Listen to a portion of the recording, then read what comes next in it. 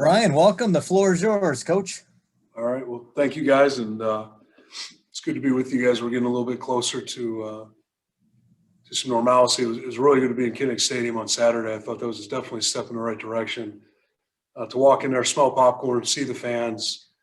Certainly, there was a little bit of energy that we haven't had in quite some time, over 13, 14 months. So definitely step in the right direction. Feel very fortunate.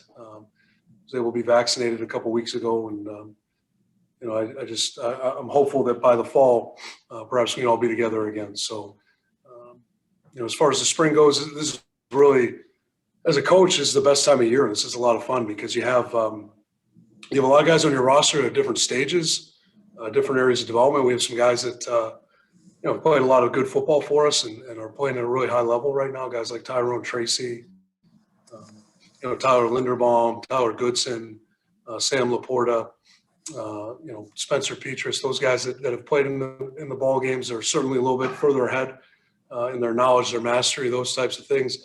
And then you have guys that were in high school about 2-3 months ago. So that range presents some unique opportunities, some unique challenges throughout the spring. You're trying to engage the older guys.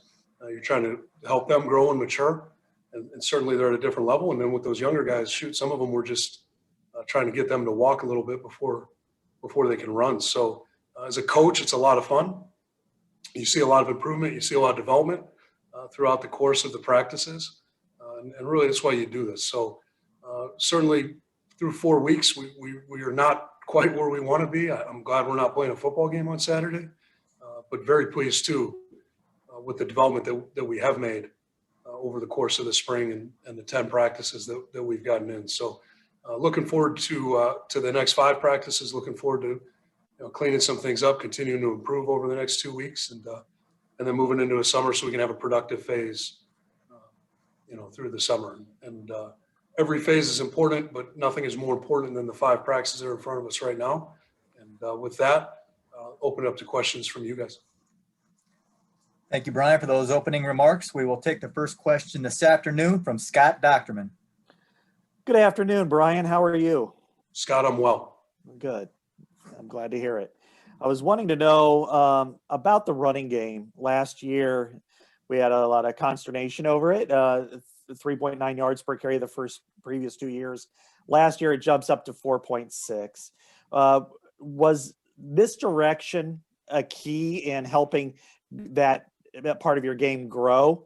And what also helped the running game become more powerful in the way you want to go? There's obviously a lot of factors, and you bring up definitely one of them is misdirection, or even more than that, just threatening the whole field, right? So misdirection is certainly a part of that. You have your counter game. You have some of the zone counters that we run. And then you have some of the fly or jet type sweep stuff that ties into all that as well. We like to put the ball on the perimeter a couple of different ways. That's one of them. Some of the zone read or gap read type stuff that we've experimented with over the last couple of years became more of a different offensive package for us last year. We went to a wildcat type look where we took the quarterback off the field and put a ball carrier behind the center. But again, you like that because it's really, you're running 2 plays at the same time, right? You have a perimeter type play, and then you have an inside type play, whether it's zone or gap, and you're trying to put the defense in conflict. And I think that more than anything, when you talk about the scheme, forcing the ball on the perimeter at times, threatening the entirety of the field, you're creating some of those conflicts. Play action game as well, right? So you want to put every defender you can in conflict. A lot of the structures we see, whether it's play action, we're throwing down the field, trying to put a kind of a half box player in conflict, or throwing a little bit shorter, maybe putting one of those overhang defenders in conflict. That helped. I think we've expanded there. And I thought our naked game improved last year as well. That was a little bit more effective for us. And that certainly helps as well, right? When you can naked, again, you're just putting a run-pass conflict on a certain defender, and that helps open everything up. But, scheme is scheme, and certainly we're always evaluating, trying to move forward, trying to help the bigger picture of the whole. But ultimately, I thought the line played very well last year, right? And we had a lot of development. We had a lot of guys improve and start playing at a really high level. Got pretty good production from the tight ends in the run game. Thought Monty Pottebaum was a really good addition for us in the running game as a fullback, H-back kind of guy, could do a couple of different things, and then the running backs carried the ball really well last year too, right? And the guys getting the primary carries, certainly Tyler Goodson, who's back, and we're excited to have him back, but I thought Mackay ran the ball extremely well last year too. So you put all that stuff together and you get some improvement, but that's what we're trying to focus on in the spring, right? Is slight tweaks to the scheme to help, but ultimately it's that development with the players and it's that improvement. And it's like anything. It's like a diet or a strength conditioning program. I think everybody has some kind of experience with that, at least in the holidays. You're not going to see those results. Maybe the first day you go out and work out, you're not going to see them the second.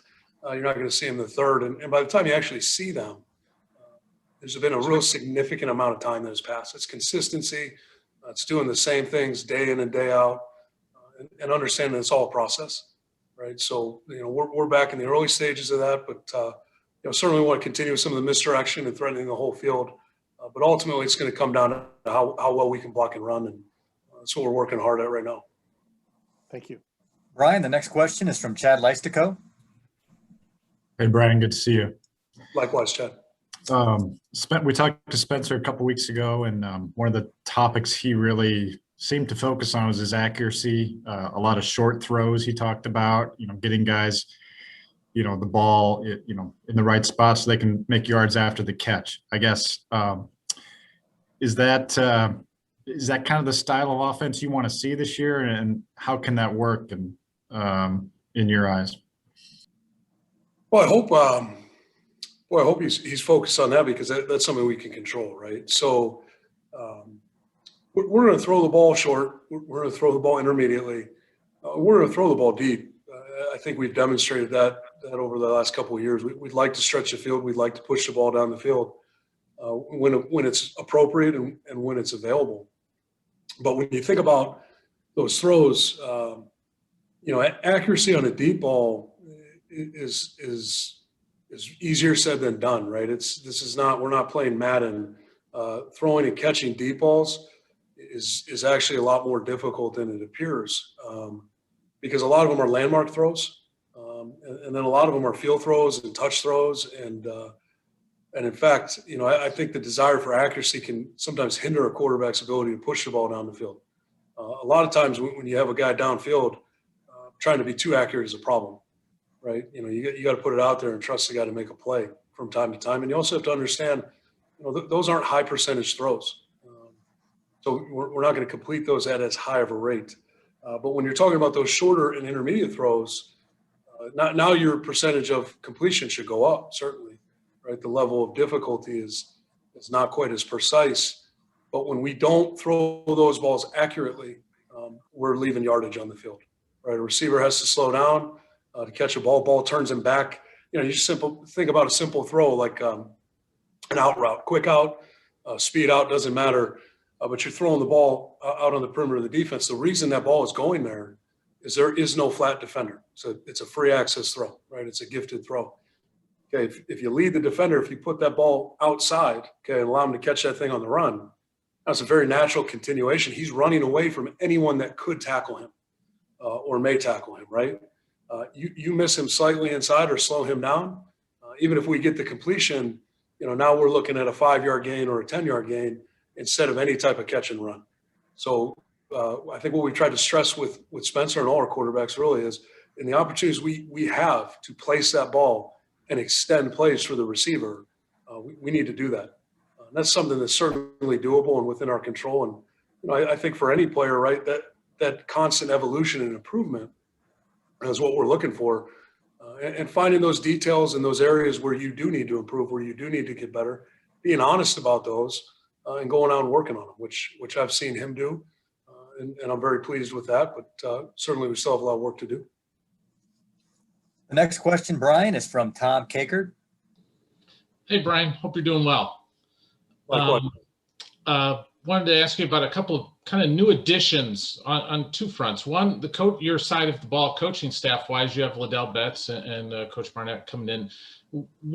How involved were you in the hiring process? What you've seen from those guys, and also you've got a couple of true freshmen that could potentially help you this year with Keegan Johnson and Arlen Bruce, and what you've seen in 10, 12 practices you've had so far. Well, I'll address the coaching question first.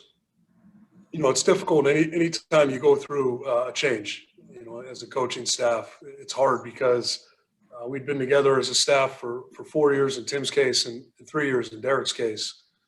And you go very close to people, right? And, ultimately we're all professionals, we're all colleagues, but inevitably we develop friendships. So it's difficult to see those guys go. But certainly you're very happy for anybody's professional success or advancement.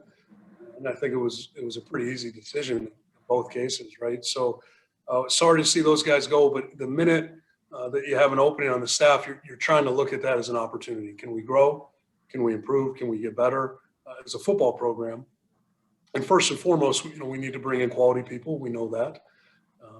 So George was a guy that we knew pretty well through a network, but did not know George well personally, and just were very impressed with him throughout the process. Interviewed very well, and then the more we got to know him, and more we found out about him, it just was very apparent that he was going to be a really good fit. And so far, so good. He's done a really nice job with those guys. And I think it's difficult when you walk in and you have a group, right, that's been together for quite a few years with the same coach. Those guys in that room have been coached by Tim, and that's it. So you have to come in and gain that trust, and you better know what you're doing. So I think George has done a really nice job so far. Very pleased to have him on the staff. And then with Liddell, again, you want to open that search up. And one thing that I found as we interviewed prospects and candidates, and talking to Liddell, obviously first and foremost, he's a very quality person. He's got a lot of experience in working with young people, although it was at the high school level, which in some ways I think probably uniquely qualifies him for what we're going to ask him to do here. But the other thing that just was so apparent was he was passionate about running back play. And believe it or not, it's actually not, it was one of Derek's great strengths, right? Is he's passionate about running back play. It's harder and harder to find guys that are passionate about running back play.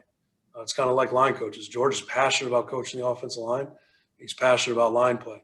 A lot of people aren't. That's okay. It's not the most attractive position. It's not the most exciting position. And although running back, certainly there's a little bit more glory there. It's not a position where a lot of guys are just fired up and excited to coach running backs and talk about running back play. And Liddell's lived it, for the majority of his life. That's what he's done. And the passion that he had for playing the position and his ideals for playing the position, his vision of what that looked like, I thought it was remarkable. And just really pleased with what he's been able to add so far, and excited to see what the future holds with both those guys. Tom had also asked about the incoming freshman helping out on the. I'm sorry, Tom. Yeah, I'm not trying to dodge that one. That was almost pretty smooth. But very, very pleased. In fact, offensively, 4 guys have joined us, right, in this class that are here early.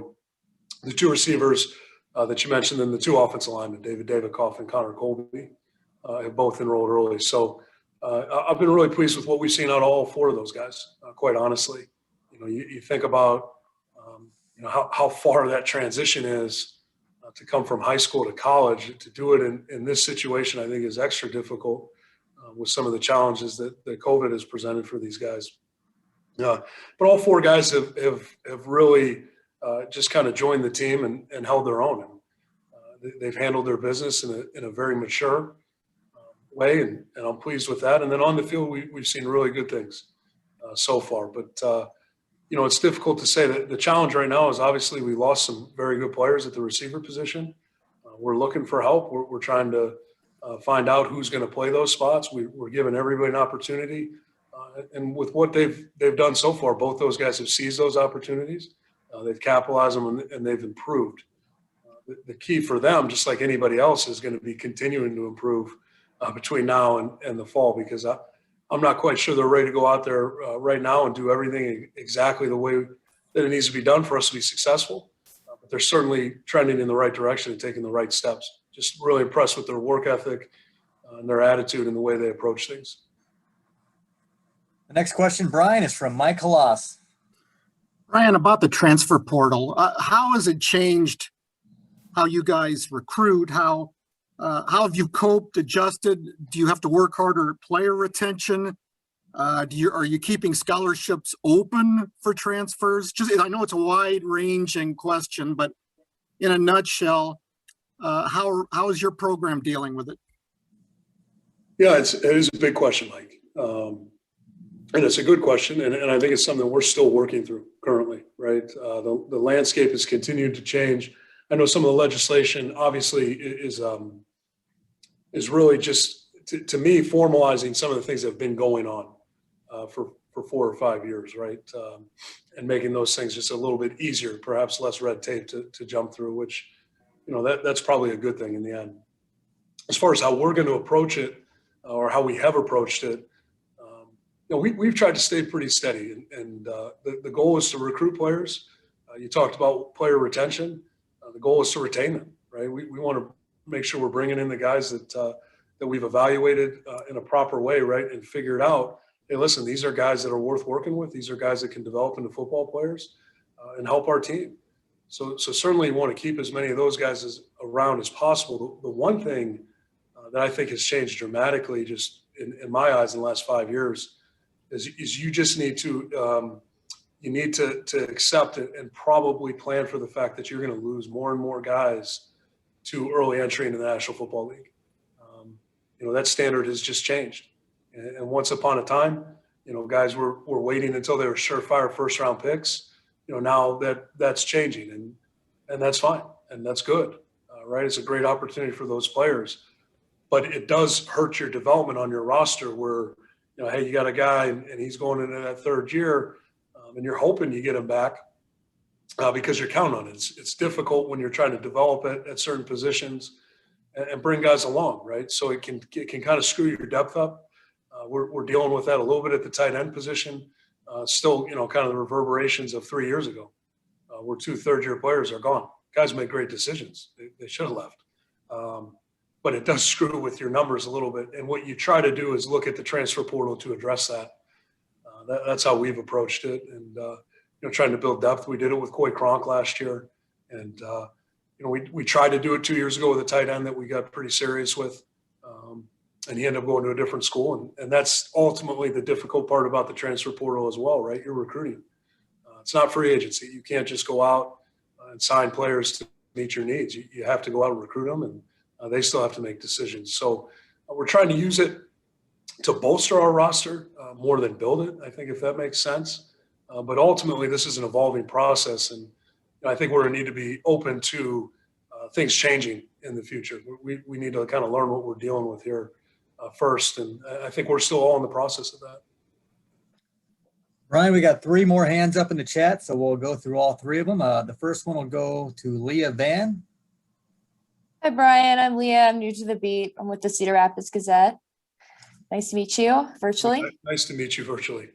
And I was going to ask about the tight end position group. We talked with Sam Laporta yesterday, saw a little bit of Luke Lachey on Saturday. I just wanted to know your thoughts on that position group right now, which has kind of a lot of inexperienced players, and just what the younger guys are contributing and, yeah, what you've seen out of them. Well, it's a good question. And, it's not only do we have a lot of inexperienced players, we only have one experienced player, right? So I think what I've seen out of the young guys is very encouraging. You're trying to develop and build that knowledge base and build that fundamental base that we can hopefully count on here in the fall. But it starts with the veteran guys. And I think Sam's provided really good leadership in that room. I think he's done an excellent job of trying to bring those younger guys along. And I know that was done for him at one time in his career. So I think he's pretty attuned to that. He got thrown in the fire pretty early. And we may have to do that with some of these young guys here. But, the whole idea is just to improve on a daily basis and get a little bit better. And then it kind of raise the exposure level to these guys, right? So, you try to start them out in the shallow end. The best you can, you're kind of holding them while you teach them how to paddle in the water. Then eventually you got to let them swim on their own a little bit. And that's kind of the stage that we've gotten to with some of these young guys, and it provides really valuable experience. I know Luke was able to kind of show up a couple of times in the open practice, and that was a real positive thing. I could tell he also showed up a couple of times in maybe not such a positive way. That doesn't get written about as much, which I'm sure he appreciates and his parents appreciate. But he catches the ball, makes a big catch on a third down in a fairly competitive period. Then he comes back on the next play and goes the wrong way and kills a run play. So these are important steps for guys like Luke. These are important steps for all our young players. It's to go out there and experience a little bit of success. And then also, probably more importantly, to experience some of that failure, because that's how you learn, that's how you grow. And the best part of spring is the skill development, where we can go out. All right, every day we can go out and we can put these guys in a little bit tougher situation. Don't expect it to be perfect. Don't expect it to be right. In fact, we expect plenty of mistakes to be made. We can come back. We can look at the tape. We can identify those things that are correctable. We can show it to the players. We can talk about it. And then we can go out the next day and try it again. And then, once we build some mastery there, then we can start increasing the variables. And all our young players, but in the tight end room specifically, I think they've done a nice job, embracing that process and understanding that improvement is slow. It can be tedious. It can even be painful at times.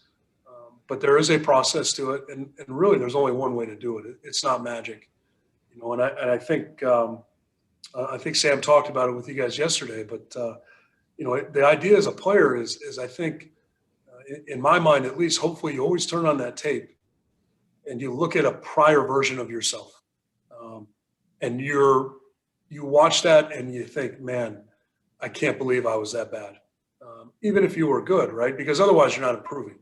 I would hope any player we have can look back on older tape and say, geez, I wasn't quite there. I can't believe that I was no good.